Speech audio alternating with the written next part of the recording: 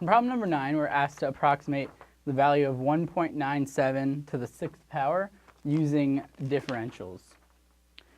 So to approximate something using differentials, what you need to do is you have to come up with a function and a target value, or a value that's close to the one that you're coming up with, and then you use its difference to separate your normal dy dx derivative. So what we need to do is have a function here that's appropriate for what we're doing. So since we're raising something to the 6th, and obviously the approximation here is that 1.97 is really close to 2. So it would make sense for our function to be x to the 6th, and our target value, or what we want to get close to, is x equals 2.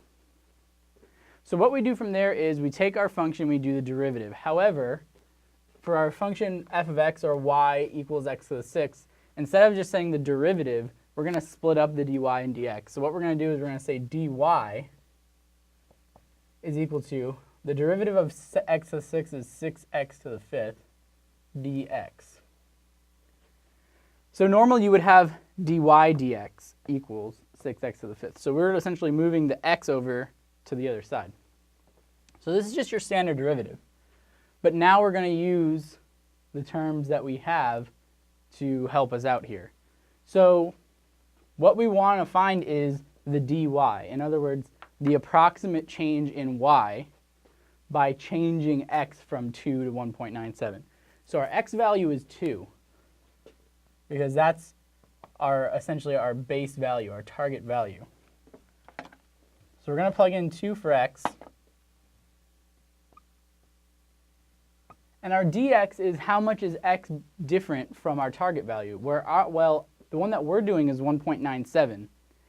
That's 0.03 less than 2, and it's important that it's less than. So that means our dx is negative 0.03. So again, we got that value by saying how far away is our approximation value from the value that we're targeting, the one that it's close to, which was x equals 2. It's 0.03, but it's less. So our dx, in other words, our change in x is negative 0.03. So at this point, we can solve for dy. So 2 to the 5th is 32, and 32 times 6 gives us 192 times negative 0.03. So this, what this tells us is, and this value you could calculate on a calculator if you need to, this tells us that this number, whatever this is going to be negative something. That's how much less this is than if we did 2 to the 6th. So notice that this is not our answer, because the problem said what is 1.97 to the 6th power. So we do 192 times negative 0.03. So I'm going to do that on a calculator real quick.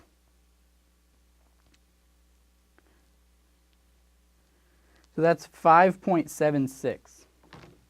So this, or sorry, negative 5.76. So this is telling us that our dy, our y value, is 5.76 less than if we had just plugged in 2 to the 6th. So now we can figure that out, because 2 to the 6th is 64. So 1.97 to the 6th is this much less than 64. So if we plug that in, we're going to be doing 1.97 to the 6th is approximately 64 minus 5.76. Again, it's minus because our dy was negative, but that should be obvious that this is going to be less than 2 to the 6th. So that's going to be 58.24. So that's our approximation using differentials by using the derivative and our dx and dy.